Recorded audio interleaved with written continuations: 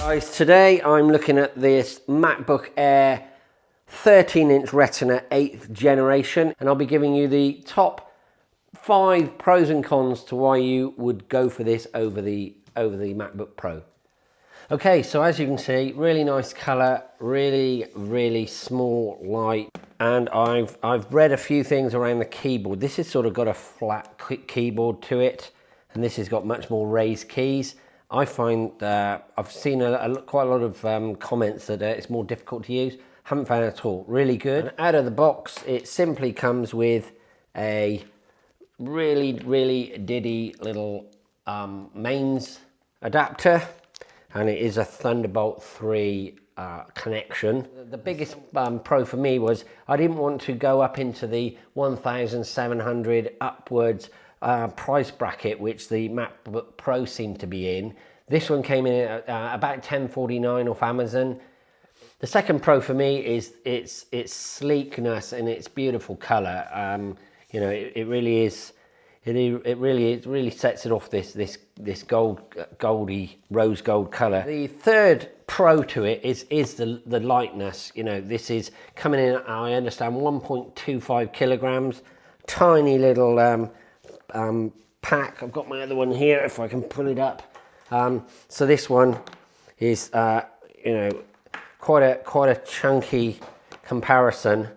So obviously if you're carrying this around you know, coffee shops and just want to throw it in your handbag or your bag, obviously this sort of stuff is really good for traveling. For the fourth pro, I really like this new feature where you've just got on the top of the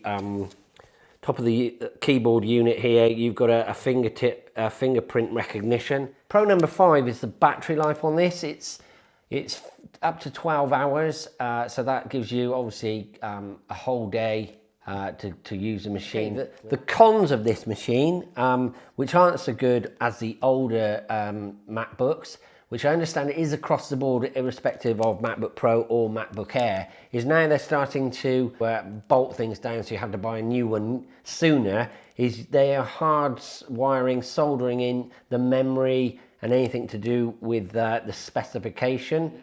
The specification around the hard drive, again, this is 2 sizes, 128 gigabytes, which is pretty small, smallest one I've ever heard of, and can be upgraded for £125 to $256. Con number 3 for me is, although I've highlighted this is a lovely little lightweight unit, and it comes to bits with this Thunderbolt 3 cable, it is actually, I'm not looked into how I can use my old MagSafe, so these sort of connectors, I assume you cannot get the converter from this to power this unit, so that's a bit of a drag. Because con number 4 is although these come in some lovely colors, a bit weird for me that it comes in at different prices. Okay, and the last I've bundled the last cons. The con 5 is again, I mentioned this cable, the fact that it only comes with a Thunderbolt 3, so we can't use other power sources, and then that brings me on to the actual connection of this device. All you've got is a headphone jack, and on this side you've got 2 Thunderbolt 3 connectors, so no SD card slot, no USB connection, so peripherals, if you've got other peripherals that you want to plug into this, well, I don't know how that works. Overall, really happy with this machine. Just through it's sleek, it's light, it does everything we want to do. Keyboard, I find, like I say, is really good. Got this enormous, much bigger trackpad. So I will put the link to this particular device in the links below, so you can check it out on Amazon. It was cheaper than my local PC World, and it came quicker than they could get one, and it was here the next day. Got any comments or questions? If you'd like to know anything more about these machines, then give me a shout.